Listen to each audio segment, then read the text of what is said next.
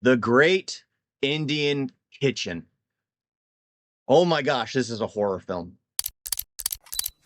Hello there, namaste. So, the Great Indian Kitchen, and before anyone says that this is blown out of proportion, it's not really like this. Yes, it is like this for a select group of people. So, let's just get that out of the way. There are people who get married and basically forced into being a servant at that point.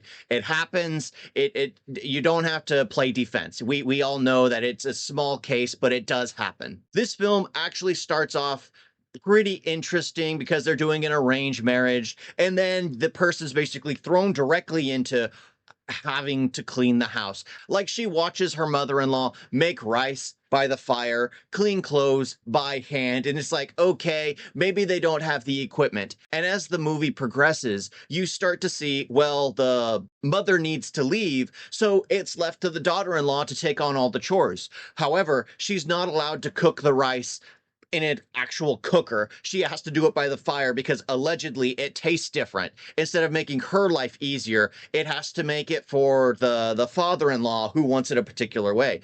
Washing clothes, apparently it has to be done by hand. You can't use the machine when the machine can do it much easier. It's just like everything is kind of aggravating and angering, and the film is incredibly slow pacing. So you literally see every single day taking place. As in the beginning, you're watching the mother-in-law do all the tasks, having to grab the shoes for her husband, and every time you see the wives working, what are the husbands doing? Yoga on their phone, doing absolutely nothing. And again, this stuff does happen. And it's absolutely amazing how it goes about it because this film's a horror show. Absolutely. Imagine being trapped in that kind of environment because you get to see other avenues of what other relationships are like. They cut to like a friend who's in like a more modernistic relationship where her husband had been cooking biryani 4 times throughout the week. And she's like, no, no, no, let's have something different because it's easy for him.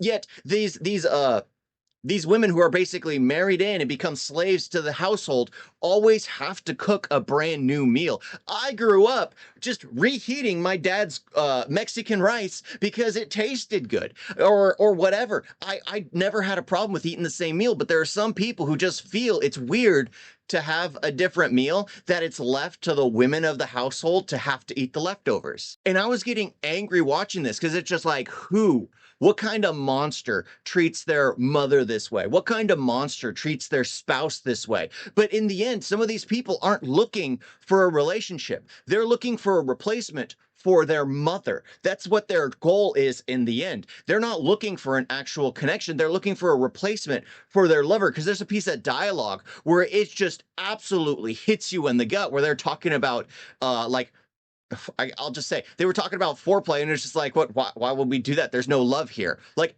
absolutely blatant out front. Like, there's a piece of dialogue. If my wife teases me about something I do someplace where I don't do somewhere else, it makes me realize, oh, I don't do this there. But for some reason, it was this huge issue where he was eating properly at the restaurant, but back at home, he just makes a massive mess. And he got all butthurt because of it. And that's the fascinating thing. This film is so slow, but there's so much there. So much to get angry about, so much to see what happens to some people, so much to realize that there's still progress that needs to be done. And it's not just India. There are places around the world, even in the US, things like this happen. But why I say it's a horror is because, you know, those classic horror films, those slasher films, those haunted houses, it always ends on a cliffhanger where it's just going to repeat itself. You never get rid of the spirit. You never kill the killer. They're like cursed. They always come back. And in this film, the way it ends is just like, oh my gosh, this house of horrors is going to continue to progress. But I gotta say, I loved how it ended, but felt sad for how it ended because someone who goes through this kind of situation, it becomes scarring for them to ever open themselves up to something else. And the problem is when you can't report or do anything about those people that have basically turned you into a slave, they're just going to do it to another person. It just reminds me of that excuse where like, oh, a woman gets battered and abused in a relationship. yet they never file a report. They finally get out of the relationship, and you're like, what? Aren't you going to file a report? Aren't you going to do anything? No, they have a kind family. Well, their kind family isn't going to stop them from beating someone else up. This stuff needs to be reported. This stuff needs to be called out. This stuff needs to be absolutely condemned because it is barbaric. It made sense back in the day when women literally all they did was stay at home and take care of everything because the men had to go off and work. Life has gotten so much easier. Why do we choose to continue to make life hard for specific people? Anyway, I got to say that this was an absolutely great film. I recommend almost everyone watch it. Take it with the mindset that this is a part of the world, and we need to get out of this mindset. It is barbaric. It is just like people stoning for a crime or removing a hand for theft. It is barbaric. We need to stop these kinds of practices. Thank you all for watching. Talk to you next time. Doodles. You guys got a video?